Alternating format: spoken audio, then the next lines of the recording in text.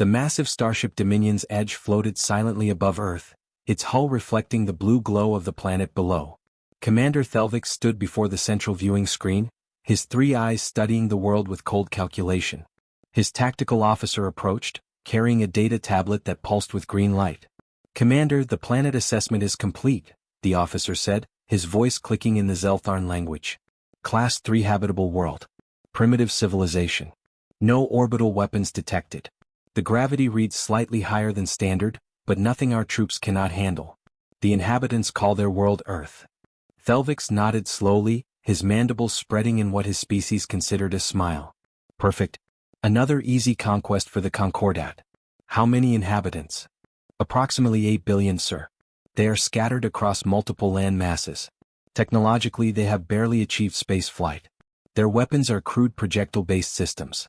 Our armor will be more than sufficient. Deploy 50,000 troops," Thelvix commanded. "Standard invasion protocols. We will give them one chance to surrender. When they refuse, we crush all resistance within 3 days. This will be simple." The officer saluted and left to relay the orders. Within hours, 50 massive drop ships descended through Earth's atmosphere, their hulls glowing red from atmospheric friction. They landed simultaneously near major population centers across the globe. In Seoul, office worker Yoon Ha-juan was walking home from his engineering job when the sky suddenly turned dark. He looked up and froze. An enormous ship, larger than any building in the city, was descending directly overhead. The air vibrated with the sound of its engines. Car alarms triggered across the entire district. People poured into the streets, staring upward in disbelief. The ship landed in a park near the Han River, crushing trees beneath its massive landing gear. A ramp extended from its side and figures began emerging. They walked on 2 legs like humans, but that was where the similarity ended. They stood nearly 3 meters tall, covered in dark armor that seemed to absorb light. Their faces were hidden behind helmets, and they carried weapons that hummed with contained energy. Ha-juan's phone vibrated violently in his pocket. Emergency alerts scrolled across the screen in rapid succession. Similar ships had landed in New York, London, Tokyo, Moscow, Mumbai, and dozens of other cities. The message was the same everywhere: this was not a friendly visit. At the Seoul Military Command Center, General Kang Doyan watched multiple screens showing alien forces taking positions around the world. His jaw was tight, his hands clasped behind his back. Young officers rushed around him, coordinating with military bases across the country. "Sir, we have confirmation from all allied nations," a lieutenant reported. "These ships have landed on every continent. No communication attempts. No warning. They are simply taking strategic positions." Before Kang could respond, every screen in the command center changed. The alien commander's face appeared, translated text scrolling beneath in Korean. The message played simultaneously in 47 languages across the globe. "Inhabitants of this world. I am Commander Thelvix of the Zeltharn Concordat. Your planet has been selected for incorporation into our empire. You are now subjects of the Concordat. Resistance will result in your extermination. Surrender will result in your survival. You have one of your day cycles to respond. Choose wisely." The transmission ended. The command center fell silent for exactly 3 seconds. "Get me the president," Kang said quietly. "And contact every military commander on this planet. We need a global response and we need it now." President Lee Miho arrived within 20 minutes. He stood beside Kang, both men staring at the screens showing alien forces digging defensive positions around their landing sites. The aliens moved with efficiency and confidence. They clearly expected easy victory. "Recommendations, General?" the president asked. Kang turned to face him. "Sir, they think we are primitives. They think we will surrender out of fear. They have made one critical mistake." "What mistake is that?" "They assume we will not fight." Kang's expression hardened. "Give the order, Mr. President. Every nation, every soldier, every citizen who can hold a weapon. We show them what humans do when someone threatens our home." President Lee nodded slowly. "Send the message to all allied nations. Earth does not surrender. Earth fights."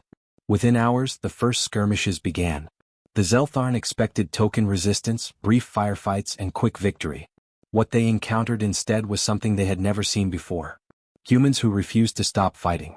Humans who adapted tactics within minutes. Humans who turned their own cities into deadly mazes of ambush points and traps. In the mountains outside Seoul, Lieutenant Park Jiwon positioned her squad along a narrow mountain pass. The Zeltharn column approached from below, confident in their superior armor and weapons. They never looked up. Park raised her hand, then dropped it sharply. Explosives detonated along both sides of the pass. Boulders cascaded down the mountainside. Alien soldiers scattered in confusion as sniper fire picked off those whose armor had been damaged by falling rocks. Before the Zeltharn could organize a response, the human squad vanished into hidden tunnels carved during the night. The pattern repeated across the globe. Humans fought with a ferocity that shocked the invaders. More disturbing was their creativity. Teenagers built bombs from household materials. Factory workers modified industrial equipment into weapons. Scientists reverse-engineered captured alien technology within days. Commander Thelvix watched casualty reports accumulate on his screen. 10% losses within the first day. His tactical officer stood nervously nearby. "Sir, the humans are not fighting according to standard combat doctrine. They use terrain, they retreat and attack repeatedly, they seem to require no rest. Several of our troops are reporting illness from the planet's microorganisms. The gravity is causing faster fatigue than anticipated." Thelvix slammed his appendage against the console. "They are primitives? How can they resist us?" But resist they did. And with each passing hour, the humans grew stronger while the Zeltharn grew weaker. The easy conquest Commander Thelvix had promised was becoming a nightmare. In a garage in Busan, college student Kim Hajun connected wires to a stolen alien power cell. His hands shook slightly as he worked. Around him, 3 friends watched nervously. "If this works," Hajun muttered, "we can use their own energy against them. If it doesn't work, well, we should probably stand farther back." He connected the final wire. The device hummed to life, energy crackling around its improvised casing. Hajun smiled grimly. "It works. Now we just need to deliver it." The device detonated the next morning, destroying an entire Zeltharn patrol. The footage spread across social media within minutes. By evening, similar devices were being built in workshops across the planet. The Zeltharn had come expecting conquest. What they found was war. And they were losing. Junior Assessor Vixla floated in her observation chamber aboard the survey vessel, reviewing the assignment with growing irritation. Another bureaucratic cleanup operation. The Zeltharn Concordat had invaded some planet called Earth without completing proper classification protocols, and now she had to fix their paperwork. "Deploy automated survey drones," she instructed her ship's artificial intelligence system. "Standard planetary assessment. This should not take long." The drones launched from her vessel, spreading across Earth's atmosphere like metallic seeds. They began scanning everything: gravity, atmosphere, weather patterns, geological activity, biological diversity. Vixla expected routine numbers. She had processed hundreds of these assessments. This would be no different. Then the warning alarms began screaming. "Alert! Gravitational force exceeds baseline standard by 42%, the AI announced in its calm mechanical voice. Atmospheric oxygen concentration measures 21%. This exceeds safe levels for most galactic species. Extreme fire hazard detected." Vixla's sensory organs widened. "What? Rerun those scans. There must be errors." Scans confirmed accurate. Continuing assessment. Tectonic plate instability detected. Planet experiences frequent earthquakes. Weather system analysis shows storm patterns with wind speeds exceeding safe tolerance. Temperature variation between regions extreme. Detecting multiple volcanic systems. Ocean wave heights regularly exceed dangerous thresholds. "Stop," Vixla said, her voice shaking. "How can sentient beings survive in such conditions?" Analyzing microbial content, the AI continued mercilessly. Warning: bacterial and viral diversity extremely high. Mortality projection for unprotected galactic citizens: 93% within 1 standard week. Detecting thousands of poisonous plant species. Detecting multiple apex predator classifications across all environments. Vixla felt what her species experienced as nausea. This was not a Class 3 habitable world. This was a nightmare planet. How had the classification been so wrong? "Show me the inhabitants," she commanded. The main screen filled with images of humans. They looked fragile. Thin skin with no natural armor. Moderate size. No visible weapons or defensive features. But as Vixla watched more footage, something disturbed her deeply. These beings moved through their deadly environment with casual comfort. A human child played near the ocean as massive waves crashed nearby.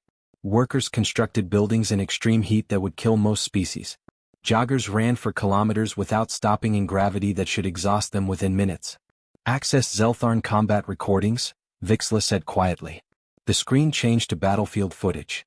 Vixla watched in growing horror as human soldiers ran for hours across rough terrain without rest. One recording showed a female soldier, identified as Lieutenant Park Jaiwan, coordinating her troops while bleeding from a wound that should have incapacitated her. She refused medical evacuation until her entire squad reached safety. Another recording showed humans called firefighters running directly into burning structures to rescue trapped civilians. The fire temperatures were lethal to most species, yet these humans wore only basic protective equipment and entered repeatedly. How long can humans operate without rest? Vixla asked. Analysis indicates humans require approximately 8 hours of complete unconsciousness per 24-hour cycle, the AI responded. However, combat data shows extended operation capability. One human soldier designated Sergeant Kong Do-hyun maintained combat effectiveness for 72 continuous hours before collapse. Vixla could barely process this information. 8 hours of total vulnerability every day, yet they survived on a world this hostile? More than survived.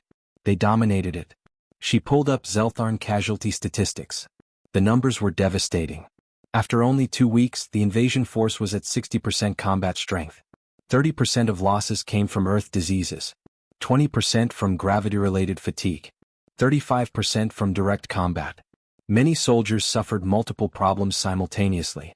Meanwhile, the humans were adapting and improving. Show me current human technological development, Vixla commanded. The data made her feel faint. In Seoul, a team led by Professor Nam Yuna had reverse-engineered Zeltharn energy shield technology. In Berlin, engineers were adapting alien propulsion systems to human aircraft. In Tokyo, scientists had created weapons specifically designed to penetrate Zeltharn armor using Earth materials. How is this possible? Vixla whispered. They are barely space-capable. They should need decades to understand our technology. Analysis suggests high problem-solving capability and rapid information sharing, the AI explained. Despite having 200 separate governmental entities, humans have achieved near-perfect global coordination within 14 days of invasion. Vixla watched more footage in stunned silence.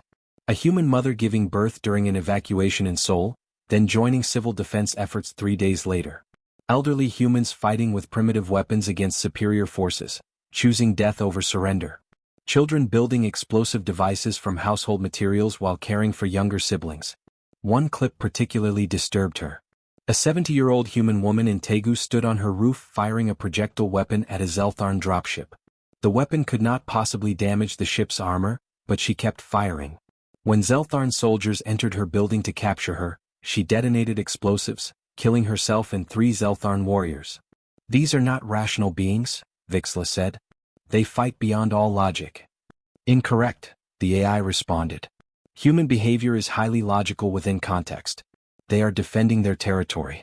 This is consistent with apex predator behavior patterns.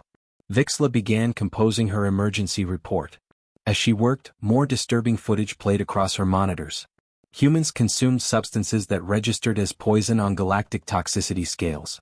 They kept apex predators called dogs as companion animals in their homes. They engaged in recreational activities that involved deliberate danger. Jumping from aircraft, climbing mountains, diving with predatory sharks. Final assessment? Vixla asked the AI. Planet Earth classification. Class 15 Deathworld. Highest rating on galactic danger scale. Indigenous species. Apex persistence predators with extraordinary endurance, rapid adaptation capability and pack bonding behavior. Threat level, extreme. Recommendation. Immediate military withdrawal and establishment of diplomatic contact protocols. Vixla transmitted her report with maximum emergency coding. The Galactic Council needed to see this immediately. Earth was not a primitive world to be conquered. It was a nightmare planet that had produced nightmare survivors. She included one final note in her transmission. The Zeltharn invasion has approximately 0 chance of success. These humans evolved to survive conditions that would kill us. We are the primitives here, not them. On Earth's surface, Commander Thelvix received the withdrawal order minutes later. He read it once, then again, then deleted it from his system. We are Zeltharn, he announced to his officers. We do not retreat from lesser beings. Increase troop deployment. We will break these humans. From orbit, Vixla watched the commander's response with something approaching pity. The fool had no idea what he was fighting. These were not lesser beings. They were survivors of a Class 15 Deathworld. And Deathworld survivors did not lose. The Galactic Council chamber fell into shocked silence as Assessor Vixla's report appeared on every representative's personal display screen. The 12-member High Council, representing the most powerful civilizations in the galaxy, read the data with growing disbelief. Council Speaker Morphix, a being made of pure energy contained inside a crystalline structure, spoke first. His voice resonated through the chamber like distant thunder. Class 15? That rating is reserved for uninhabitable worlds. Volcanic planets. Radiation zones. Places where nothing can survive. With respect, Speaker, this world is very much inhabited, Vixla replied through the holographic communication system. Her image flickered slightly in the center of the chamber. I have documented everything. The data is accurate. A representative from the reptilian Tyrex species hissed softly. Explain these readings. They make no sense. Vixla brought up her findings on the central display. Earth's gravity is 42% stronger than galactic standard. Most of you would struggle to walk there for more than a few minutes. Humans run marathons in this gravity. Some run for over 40 kilometers without stopping. Murmurs rippled through the council chamber. The atmosphere contains 21% oxygen, Vixla continued. This concentration supports rapid combustion. Fire spreads easily. Yet humans use fire casually. They cook food with it. They sit around it for recreation. Children are taught to control it. The council members shifted uncomfortably in their various seating accommodations. Weather systems on Earth generate winds exceeding 200 standard units per hour. Storms called hurricanes and typhoons destroy entire cities. The ground itself moves. Earthquakes occur daily. Volcanoes erupt without warning. The oceans generate waves tall enough to sink ships. And through all of this, 8 billion humans simply continue living. Vixla played footage on the main screen. Council members watched humans surfing on ocean waves that would kill most species. Rock climbers scaling sheer cliffs with minimal safety equipment. Base jumpers throwing themselves off mountains wearing only fabric wings. They do this for fun, Vixla said quietly. These are recreational activities. Council member Shrix, an insectoid being with compound eyes, leaned forward. What of their biology? Humans are persistence predators, Vixla explained. They evolved to chase prey until it collapsed from exhaustion. They have extraordinary endurance. Their bodies can regulate temperature through liquid secretion. They can survive in temperature ranges from far below freezing to extreme heat. They heal from injuries that would be permanently disabling to most species. She played medical footage showing a human bone healing after being broken. Time-lapse imaging showed the bone knitting back together over several weeks. This is normal for them. They break bones and simply wait for them to repair. They lose significant amounts of blood and survive. They suffer injuries that should be fatal, then recover and continue fighting. The council chamber was completely silent now. Show us the Zeltharn combat data, Speaker Morphix commanded. Vixla displayed the battlefield statistics. Council members studied the numbers with growing alarm. Zeltharn casualties exceeded 40%. Disease, exhaustion and combat losses were destroying the invasion force. Meanwhile, human forces were growing stronger, coordinating better, and developing new weapons. In Seoul, human engineers led by Kim Doyen have created energy weapons more efficient than Zeltharn military designs, Vixla reported. They accomplished this in 3 weeks. The Zeltharn took 50 years to develop that same technology. Council member Tyrix made a clicking sound of distress. These humans, they are defeating a Concordat invasion force? Not just defeating. Dominating. Vixla showed footage of a battle near Busan. Human forces moved in coordinated waves, striking from multiple directions, then vanishing before the Zeltharn could respond. They have unified their entire species. 200 separate governments now function as one military force. They share all resources, all technology, all intelligence. This level of cooperation is unprecedented for such a young species. What does Commander Thelvix say? Asked Speaker Morphix. Vixla's image flickered with what might have been the equivalent of a grimace. He has refused the withdrawal order. He considers retreat dishonorable. The council chamber erupted in multiple languages. Representatives argued, debated, and expressed shock in various biological forms. Speaker Morphix allowed the chaos for several moments before restoring order. We must vote, the speaker announced.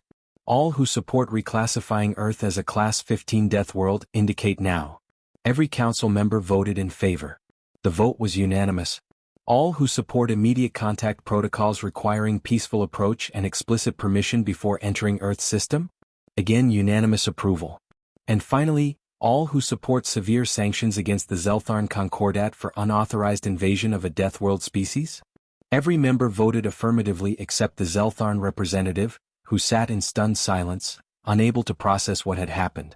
The reclassification became official immediately.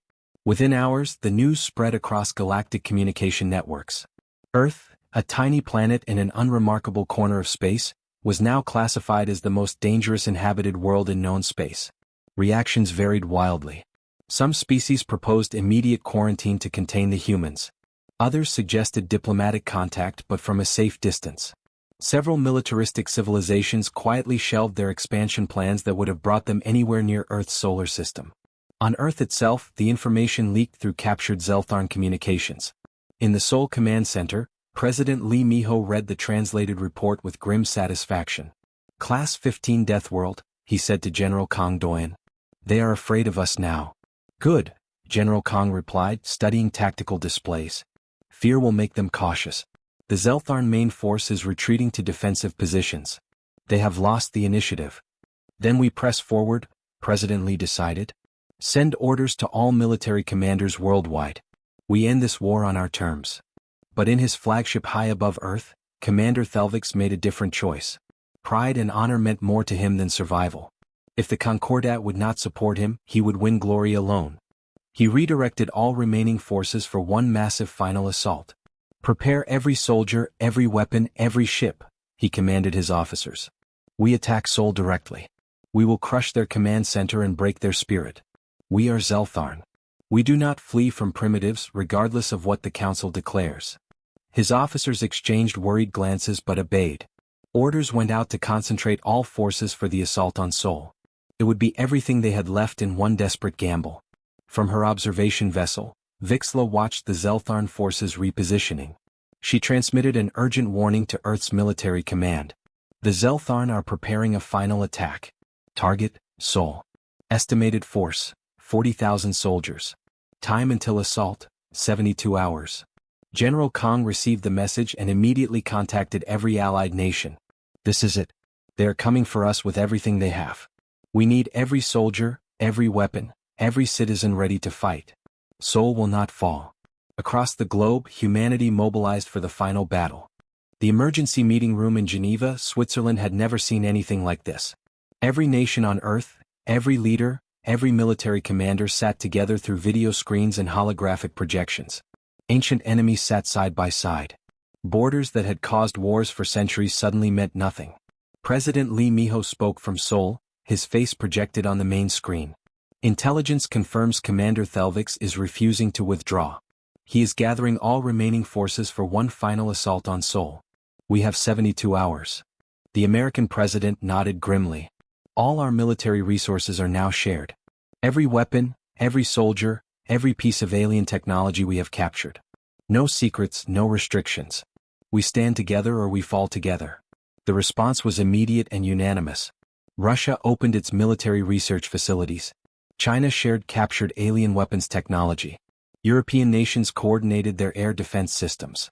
India and Pakistan, enemies for generations, combined their forces.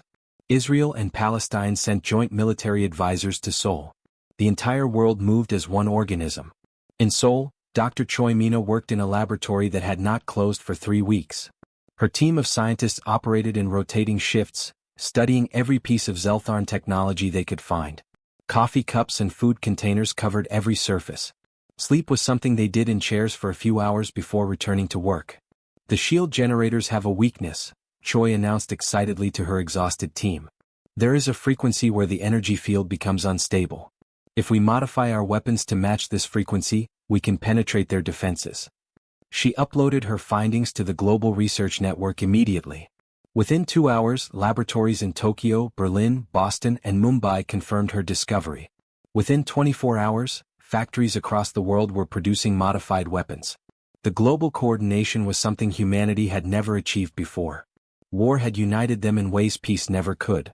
In the mountains near Seoul, former enemies worked together as brothers.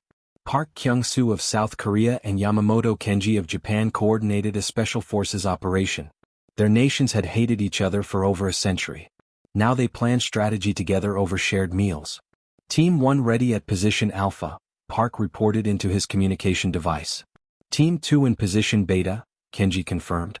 They struck a Zeltharn supply convoy simultaneously from opposite mountainsides. The operation succeeded perfectly.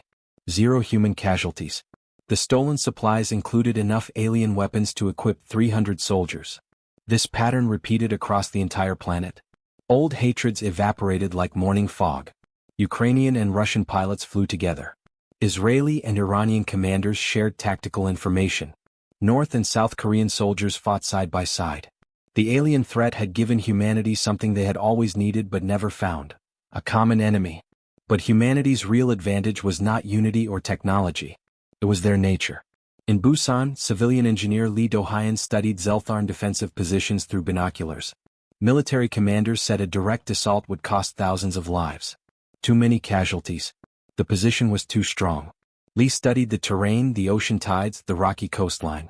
"We do not attack them," he told the Emergency Civilian Advisory Council. "We go underneath them." The plan sounded impossible. Tunnel through solid rock beneath the ocean floor. Emerge behind enemy fortifications. It would take months with normal equipment. Lee's team did it in 4 days. Modified mining equipment ran 24 hours continuously. Crews rotated every 8 hours. Exhausted workers emerged from the tunnels and immediately collapsed into sleep. Fresh crews entered without hesitation. The Zeltharn position fell in 3 hours. The aliens never expected an attack from below. Assessor Vixla watched from orbit with something like awe. "They are doing impossible things," she reported to the Galactic Council. "These humans operate beyond all logical limits. They are improvising solutions faster than the Zeltharn can adapt." Commander Thelvix found himself fighting an enemy he could not understand. Every defensive position was compromised. Every strategy was countered. His soldiers were exhausted, sick, and terrified. "How do they keep fighting?" he screamed at his tactical officers. "They need sleep. They need rest." But humans had learned to fight in rotating waves. For every soldier resting, 2 more took the field. The Zeltharn were bred for individual superiority in combat. They had no answer for this endless, coordinated tide of humanity. More disturbing was something the Zeltharn had not expected. Captured alien soldiers reported being treated with medical care. Given food. Protected from harm.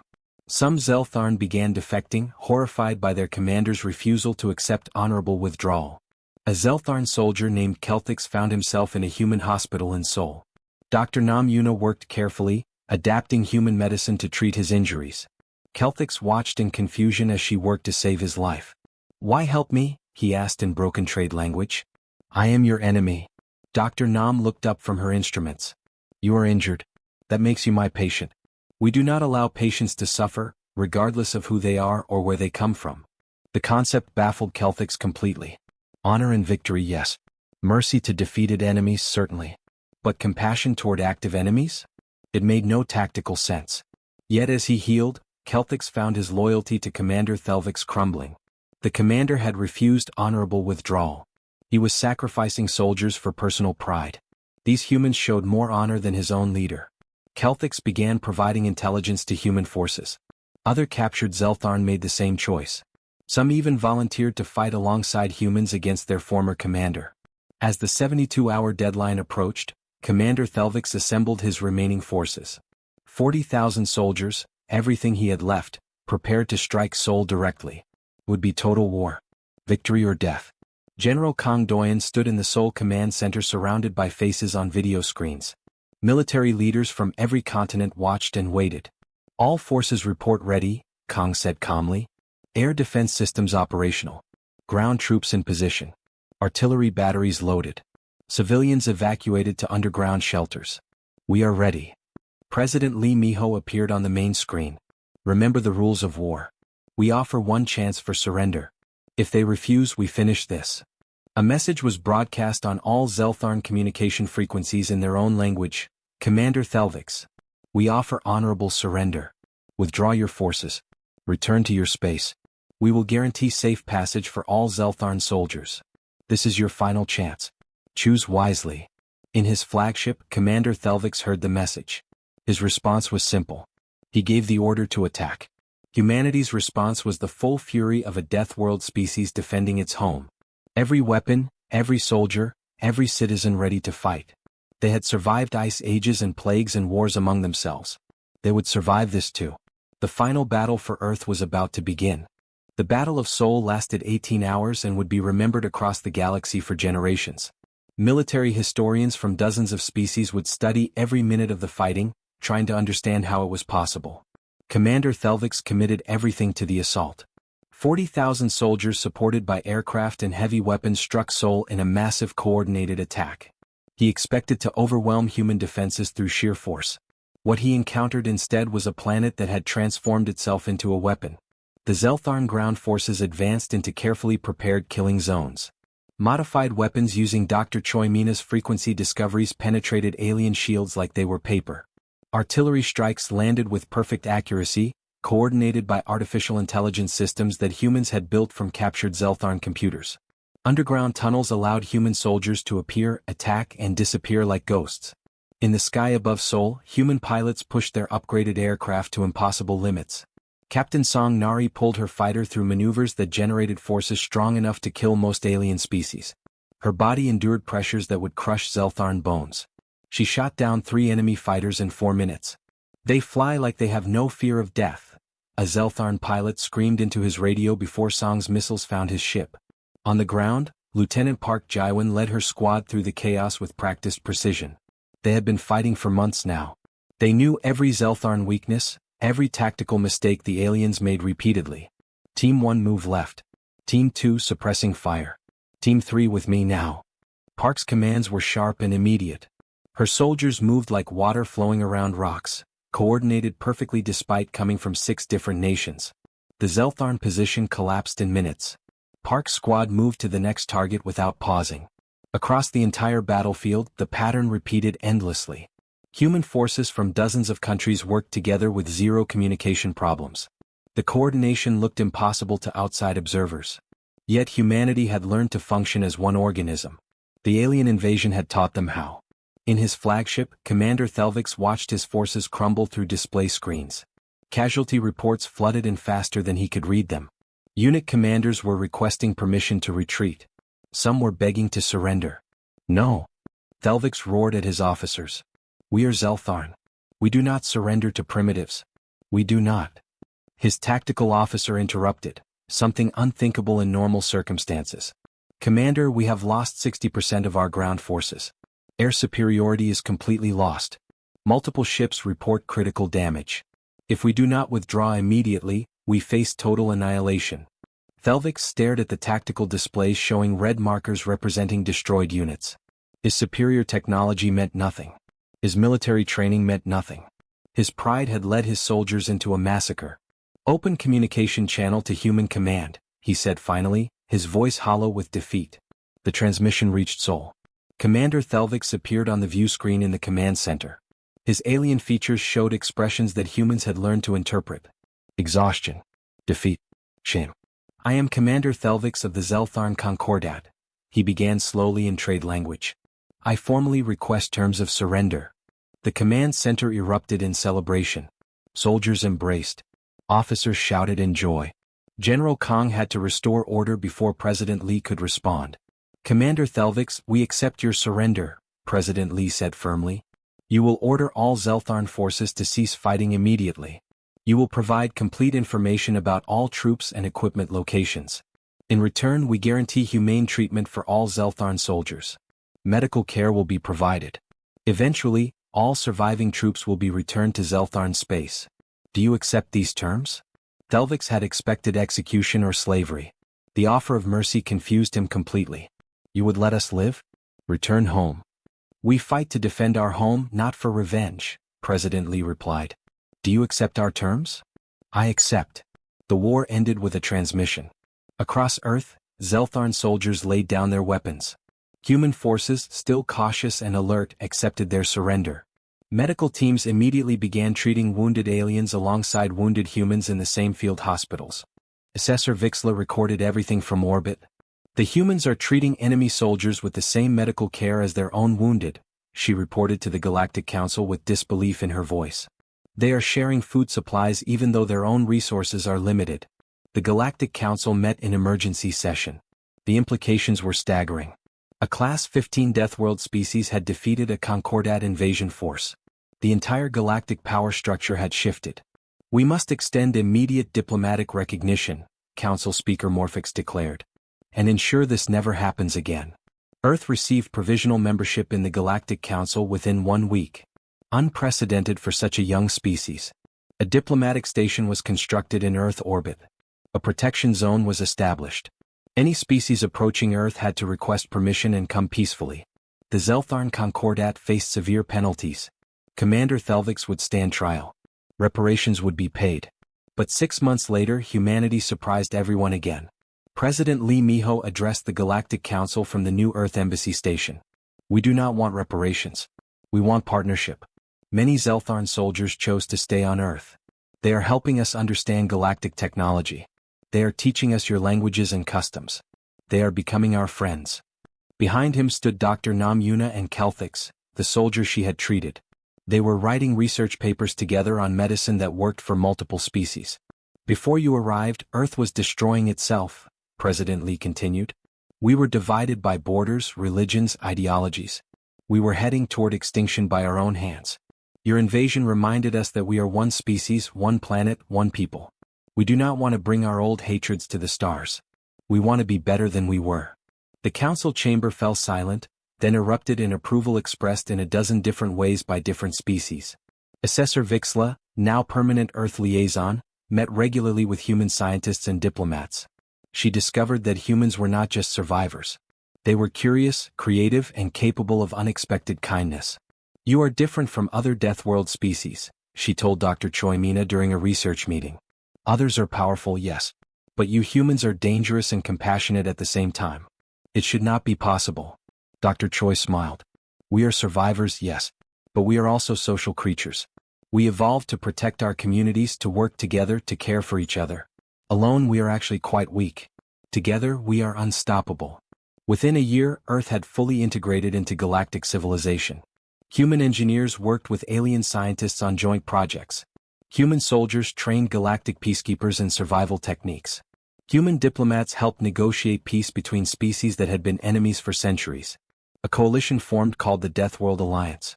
Species from harsh planets, all survivors of extreme conditions, all eager to meet the humans who represented the furthest extreme of survival adaptation. At Seoul Spaceport, the final scene of integration unfolded. Children from across Earth met alien younglings in a cultural exchange program. Under careful supervision, they played together, learned together, formed the first friendships between worlds. Young Kim Soo-jin showed a visiting alien child how to fold paper into an airplane. The alien child showed Soo-jin how to create patterns of light with its natural bioluminescence. They laughed together, two children from impossibly different worlds, finding common ground in simple play. Assessor Vixla recorded the scene for permanent records, adding her final report. Earth, Class 15 Deathworld. Inhabited by humans, apex survivors with extraordinary abilities. Initially assessed as extreme threat. Final assessment. Humanity represents both challenge and hope. They survived the unsurvivable. They united despite their differences. They showed mercy to enemies and transformed them into allies. They are terrifying and magnificent in equal measure. Approach with respect and they will die to protect you. That is what makes them truly unique. The war was over. A new age had begun. And Earth had taken its place among the stars.